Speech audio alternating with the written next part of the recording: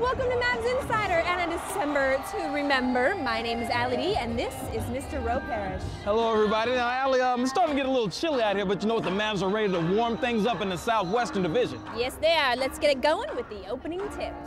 To Iguodala against Sean Marion. A three for the tie, and good! 5.6 to go. 5.6 remaining. A tie game. It goes into Terry. Right baseline against Willie Green. Takes the clock down, fades, and hits! Just like Minnesota last year! Thanks to Jason Terry, Dallas wins it. I mean, it was a play that we run often, and I remember it just like it was yesterday against Minnesota last year. Same move, same kind of rhythm. Great pass from Jason Kidd, good screen by Dirk, and the shot prevailed. And it's on to the Izod Center here in just a bit. The Mavs and Nets meet in the opener of a two-game trip for Dallas. Remember the first 9 games of the year. Wow, with a great find. Off the miss by Chris Douglas Robertson. The try by Sean Marion. And the Mavericks send New Jersey to an historic defeat. 18 games to start an NBA season. Dallas defeats New Jersey by a final score of 117-101. We have really had a great time working with the Mavs. We're just here to raise money for what we think is a really wonderful cause. And Jason Kidd has been tremendously generous with his time tonight. We're so grateful for that. Unlike past years, the event came together virtually at the 11th hour. The rockin' event featured food, drink, and live music from the 80s tribute band Stan Halen. Appearances by the Maniacs, play-by-play announcer Mark Followell, and the Mavs dancers. There was also a silent auction. Anything but silent on a night like this.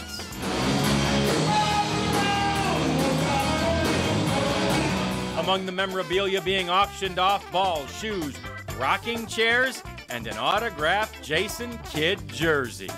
Well, I think for this event, I want to see it go up as high as it can so we can raise money. This is a great cause, and so the more money people spend, the better off we'll be in reaching our goals. So I think the big thing is, I don't care how low, but as long as there's money donated for the cause, we're doing the right thing. The revolution will be run by Jason Kidd. Jason Kidd. Sorry, I always wanted to do that. You know, Al, that was a great event the other day at the OFS showroom. I mean, it was spectacular. You know, the cover-up band Stan Halen. Oh, yeah. They're so much better with David Lee Roth, don't you think? Stan Halen, not Van Halen. And that song, Since I Was a Miami Hurricane, we love that song. Rock me like a hurricane. Allie, you should have quit while you're behind. More Mavs Insider coming up next. And John Bon Jovi, and Becky Blake, and Pro. Where do you feel like the chemistry of this team is right now? I think it's pretty well. I think you know, we're still learning each other, and we just taking one game at a time, and trying to get everybody 100% healthy and get everybody back. That's what. You talk about the health of this team, and obviously there's been guys in and out of the lineup. Yeah. You've had some ankle issues. Yeah. How has that held up?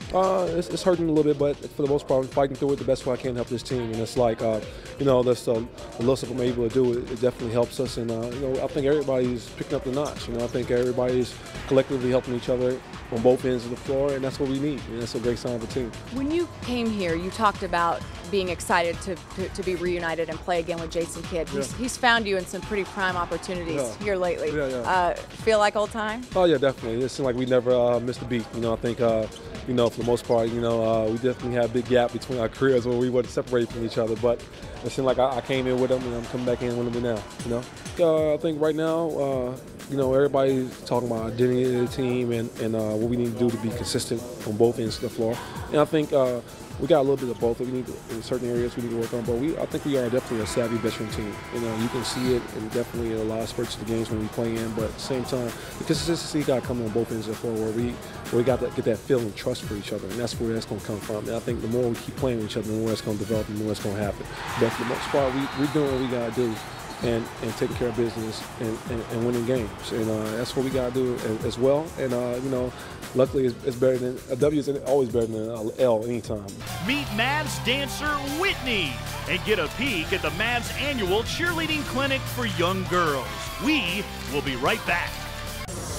Welcome back to Mavs Insider. Allie D here with Whitney, and we're about to have a dance-off. No, I'm kidding. We're not going to have a dance off because you'd probably win. All right, show me a little move. I got to wait for the game. Okay, wait for the game. This is our time to catch up with some of the dancers and find out a little bit more about them.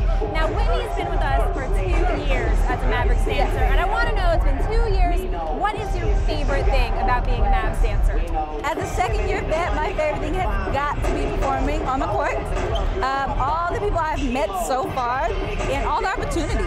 Right. Now, when you're performing on the court, do you ever think about like something random or get slipped up or get distracted? Or are you always just so focused on dancing? On the court? Yes. Strictly focused on dancing. Good girl. No mess ups here. Shella will like to hear that. All right, what do you do when you're not on the Mavs court? I am a student at UTD.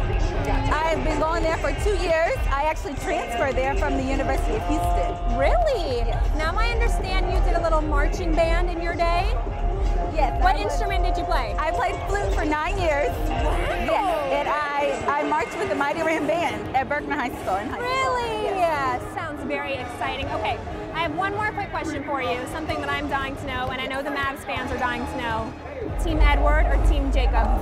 Team Jacob all the way. Me too. Yes. I was so for Edward. I saw New Moon. Amazing. I'm so for I Team haven't Jacob. seen it yet. Oh, yeah. I can't wait. I'm going to wait till a little bit later and it kind of, settles down and I can get into the theater. Yeah. All right, we're going to have a lot more with dancers all season long. Thank you, Whitney, so You're much welcome. for joining me today. It was fun. Thank you. We'll have plenty more from the dancers further on in the season. Thanks, Allie. Whitney and the rest of the dancers are no strangers to community appearances, helping some youngsters fulfill their dreams. Julie Dobbs has the story. 5, 7, jump. 1, 2. Last month in the grand ballroom of the Hilton Anatole Hotel, the next generation of Maverick dancers was born. You know, it's a lot of fun for us because this is our first ever Dallas Maverick Dance Camp. And we decided this year, due to the All-Star game, that it would be fun to put on this for the kids in the community. And we could just kind of bring the kids in, teach them dances, pom, hip-hop, jazz, all ages, all ability levels, and just have a really fun day. So, we're looking at each other. We're gonna go 1, 2, 3, 4. Some of our goals tonight were basically for the girls to have fun. We want them to have the experience that we have had as young dancers. We want them to get as much energy, as much as they can out of this camp. It is our first annual. And so basically, we just want them to come and have a good time and see what we do. You know, we teach them how to smile, how to appeal to your audience, open your eyes, big smiles, focus. But we're teaching so many routines today that we're teaching 3 routines in 4 hours. We have put it on these girls. We are basically teaching them the routines we learn and perform on the court. We are basically teaching them those routines. 5, 6,